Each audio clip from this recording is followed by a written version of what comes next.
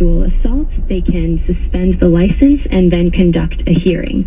New York does it the opposite way. So essentially, that would be like if you're in one state and you call 911 for an emergency, police would respond. In New York, if you call 911, it's as though the police had to investigate your emergency and then they would respond. So in our story, we look at the case of one nurse, Nana Gadasani, who raped a 64-year-old dementia patient, went to jail, and was not disciplined by the Office of the Professions for months. It takes months, according to your article, and it can take years for disciplinary action to be taken once a charge is made, right? Exactly, yes. So listeners, any nurses out there who want to react to this, maybe you're asking, why is ProPublica picking on us? We're out there doing the work of patient care every day. Why this investigative report? Or maybe you know there are some rotten apples among your colleagues and they get away with too much and the profession should be policed more than it is. Do you find a lack of oversight in the way licensing is done in your profession in New York State? You tell us what's missing or what's good or what could be better, or react to this ProPublica investigation. 212-433-WNYC, 212-433-9692. Nurses, nurse supervisors, hospital administrators, 212-433-9692. As I mentioned, Governor Cuomo was on the show yesterday just after this story came out. He said he hadn't fully seen it yet because it had just came out, and he clarified that the Board of Regents is appointed by the legislature and said, the only question that I would be involved in is, should the State Education Department have the responsibility of licensing nurses, or is that too far afield for them, and should the Department of Health do it, or another agency like that? So I would be involved on a major policy issue, but the administration or running of the program, that's up to the Board of Regents and the administration of SED. They license a number of professions that have a broad scope of expertise, and the question of whether or not they are the right agency to do that has come up in a number of circumstances. And it is a good question, by the way. And so is that something that you're now going to take a more serious look at and take a position on? That is, whether the jurisdiction of nursing should be moved to the health department or something else? Yeah, well, literally, I think the report came out today or yesterday. We haven't gone through it yet, but if there's a bona fide essential breakdown of regulation by SED, then yes, by all means. State Education Department is SED that he refers to there, Governor Cuomo, on yesterday's show. My guest today, Daniela Porat, one of the authors of the ProPublica story that found lax oversight of the nursing profession in New York State compared to many other states. So does the report call for the governor to move oversight of nursing from the Education Department or the Board of Regents to the Health Department or something else? Well, I think what the report does is show that there is a need for a broad public policy discussion. Moving the oversight of nurses to the Department of Health from the Department of Education will fix a few things, but it will not be a magic wand solution. For example, one issue that we found is that nurses who are investigated by the Department of Health for having possibly committed misconduct in nursing homes are disciplined by the Department of Health and then referred to the Office of the Professions for another investigation and a true discipline against their license. So if that change were made, then yes, that's one area where we would see a fix. But I don't think, as I said, that would be the only solution, the only necessary solution. The issue concerning background checks would have to come from the legislature, and that is certainly one way that this issue can be resolved in the short term.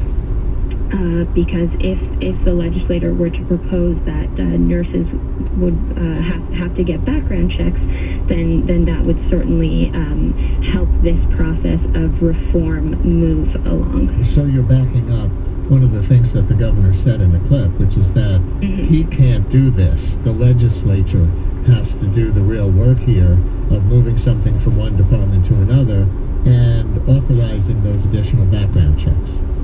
Yes, exactly. And I think it would require a lot of coordination between the Department of Health, the Department of Education, and even Governor Cuomo's office. I have, interestingly enough, the nurse at the top of our story, Maura Bridget Quinn, who was convicted of abusing a patient in the final hours of his life.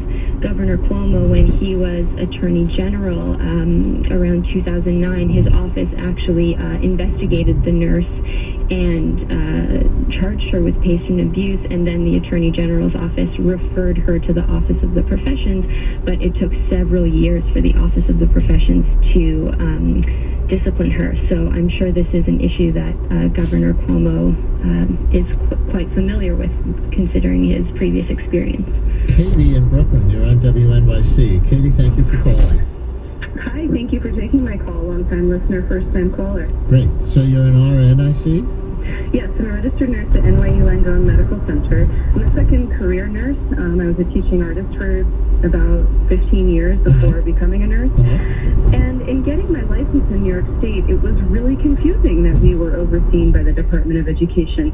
And it really seems like it just perpetuates the sort of, age-old idea that nurses are lesser than doctors because we're not supervised by the Department of Health. Furthermore, obviously the bureaucracy is really egregious in terms of prosecuting those few bad apples. I would like to shout out my nursing colleagues and say that by and large we are the most trusted profession in the United States. And I have one more thing to say.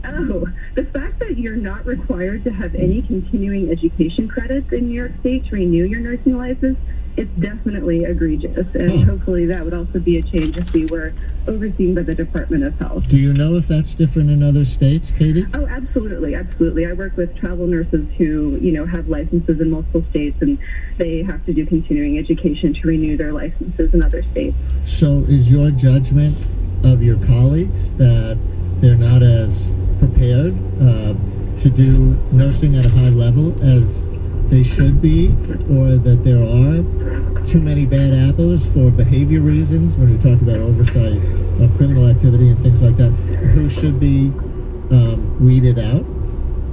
No, not at all. I think by and large nurses are exceptional professionals, and I think that every colleague of mine, we go out of our own way with continuing education, but it's really up to individual institutions and employers to require those continuing education credits. Like, for instance, Langone requires us, to remain employed there to do a certain amount of credits every year, but it's just sort of,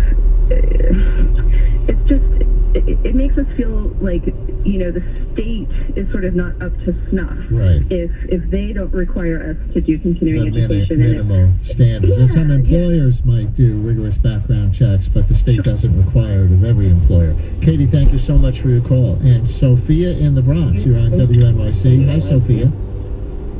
Sophia, you there? Yes. Hi. Hi there. I'm here. How are you this morning? Good, and you? My name is Sophia Paul. I'm actually calling because the young lady did make a reference that nurses are not really, they don't do background checks. My comment was because when I was in nursing school, I'm a newly graduated nurse, a year and some. And the thing was this, when one of my classmates was unable to continue the program because of a background check that was done on her, and the thing was, whatever they came up, it wasn't even that serious considered to what we're talking about right now, like abuse and stuff like that, and she couldn't continue the program. So I'm not saying that the person you're interviewing, her research is correct, but we do have to go through background checks. When we fill out applications for jobs, we do have to fill out a form for background checks. So it might depend on the employer. But Sophie, are you saying that as part of the education process, while you were still in nursing school, you had to go through a background check? Yes, we did. So Daniela, are you familiar with this? Well, I think first, as you just said, it goes from employer to employer. Some employers require background checks.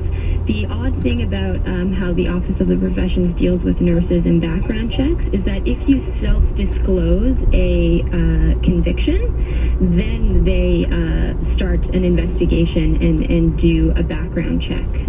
But other than that, when you are applying for a nursing license, if you do not self-disclose a criminal conviction, you are not subject to a background check from the Office of the Professions.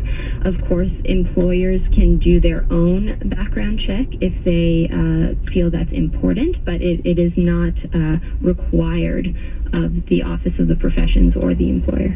Sophia, thank you very much for calling.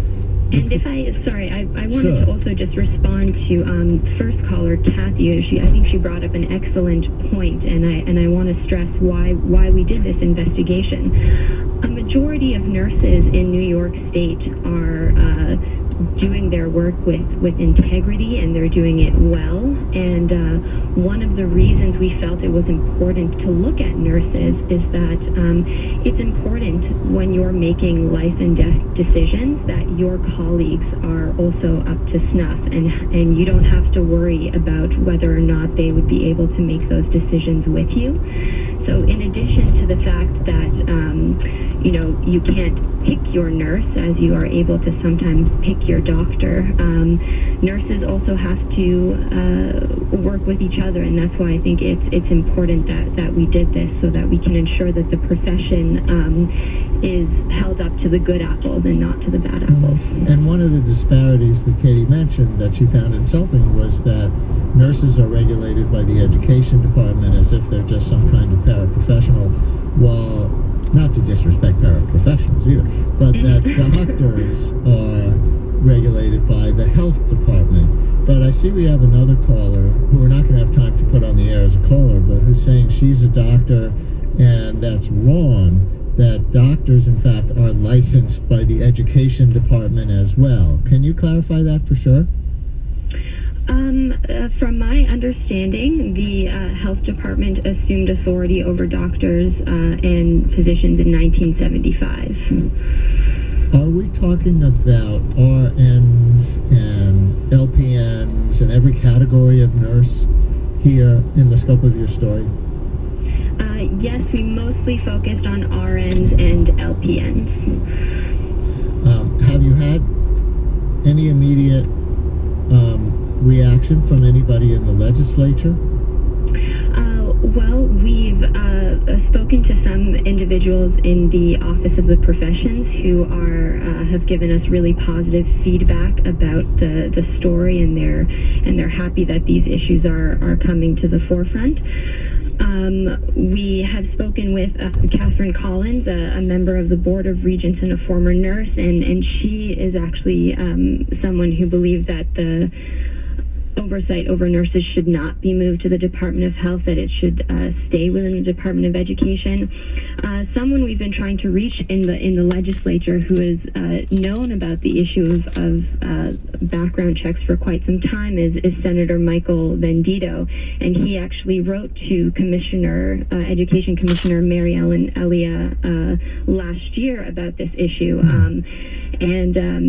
We haven't been able to reach him, but he is someone who expressed interest, at least to the commissioner, in raising the issue of background checks. So we hope that this piece is now going to make that part of the discussion in the legislature. And just give us a little bit of the making of the journalistic sausage in this ProPublica investigation.